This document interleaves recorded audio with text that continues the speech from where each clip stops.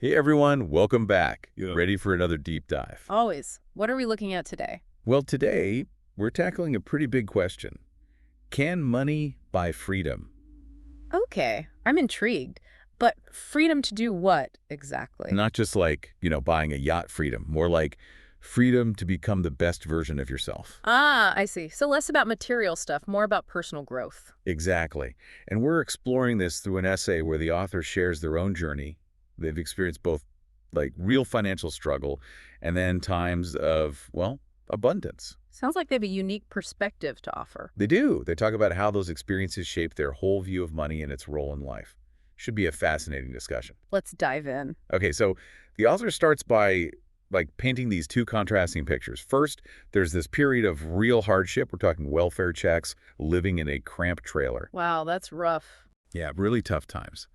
But then they describe these periods of unexpected abundance, like times when they had six-figure windfalls, even years where they didn't need a traditional job. That's quite a swing. I can see how that would make you rethink things. Right. And it kind of sets up their main argument, which is that financial abundance gives you freedom. Freedom to pursue your passions. Live life on your own terms. Makes sense. I mean, if you're not constantly worried about bills, you have more space to explore what truly matters to you. Exactly. And the author even uses their own life as an example. They talk about loving the freedom to work from home, set their own schedule, designing a life that aligns with their values. Yeah, that flexibility is priceless.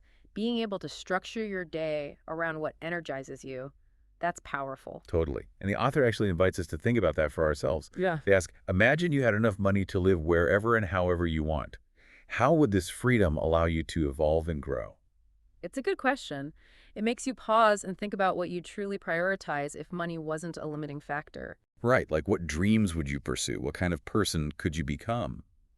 But, okay, here's where the essay takes a bit of a provocative turn. Oh, I'm all ears. The author states that abundance, and that includes financial abundance, is a divine birthright. Everyone deserves it. Divine birthright. That's a bold statement. So they're not just saying it's nice to have, they're saying it's something we're inherently entitled to. That seems to be the argument. And then they go on to challenge the whole idea of settling for less, Yeah.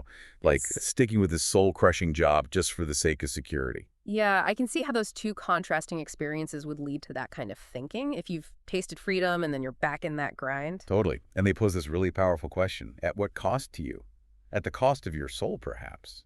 Makes you think, right? Definitely. Like, what compromises are we making, and are they truly worth it in the long run? It's a good nudge to reevaluate our priorities.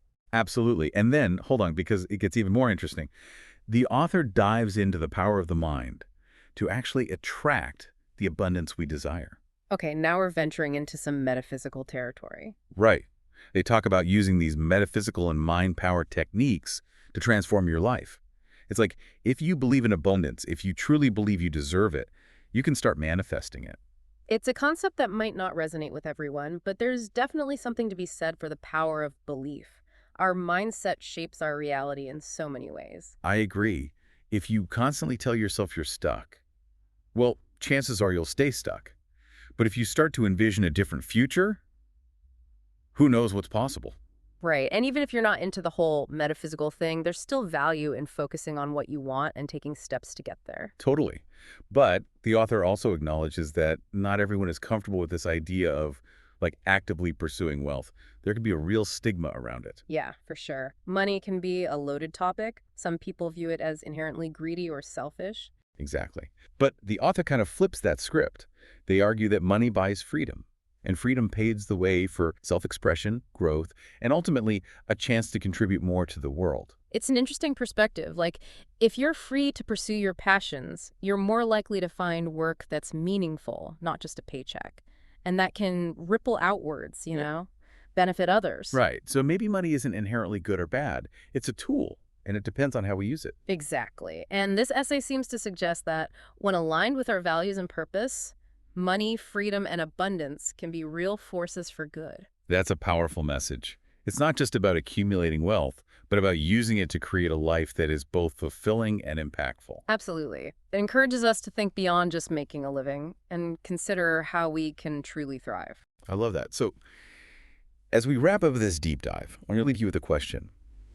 If money wasn't a factor, What would your ideal life look like? What kind of work would you do? What impact would you make on the world? This essay gives us some powerful tools to start building that life, even today. So what's one small step you can take to move towards that vision? Thanks for joining us on this deep dive. It's been a really thought-provoking one. Definitely has. Always love exploring these big ideas with you. Until next time.